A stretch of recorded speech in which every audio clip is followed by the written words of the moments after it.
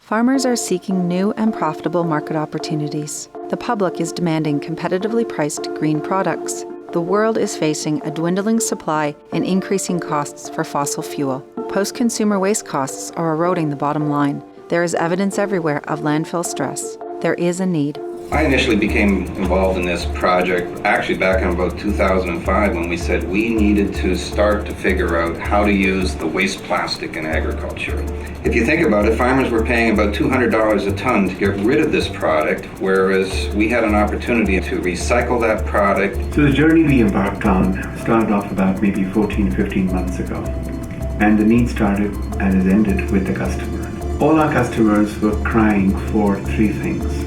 They wanted to go green, but go green at competitive cost. Second, they realized there was a fair amount of waste streams in this province in particular that could be utilized.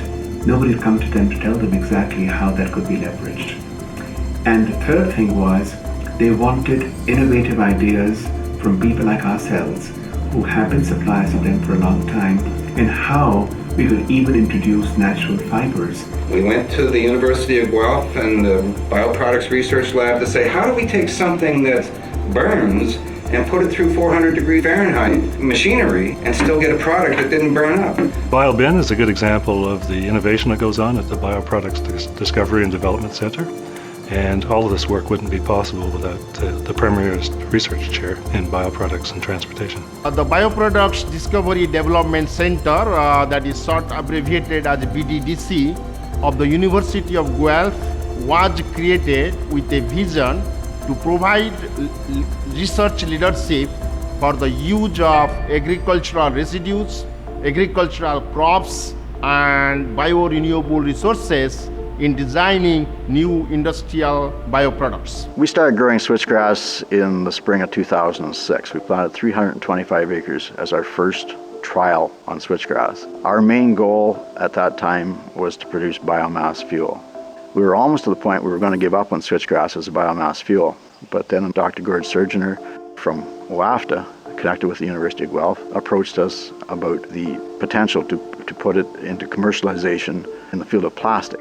The natural fibers being used are not being used as fillers.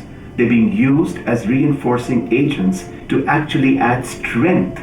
And Mike calls it very nicely, it actually is a reinforcing additive that we are using as opposed to a filler. There's a lot of color work to be done to swing it over to those different colors from the repro that we're receiving. And the repro we're receiving is very inconsistent. You then have to have the volume. You know, if I want to make flower pots, 46 million pounds of resins is just as a starter. So how do you secure a supply chain? How do you connect the dot of the natural fiber suppliers and mitigate your risks by selecting different natural fibers? In this whole project, we have a 125-kilometer radius. This is the nucleus of the radius, the city of Guelph, because right here I have the city who is dedicated to green energy, recycling. I have the University of Guelph, where we have our Biodiscovery Research Center. I've got the provincial government, OMAFRA.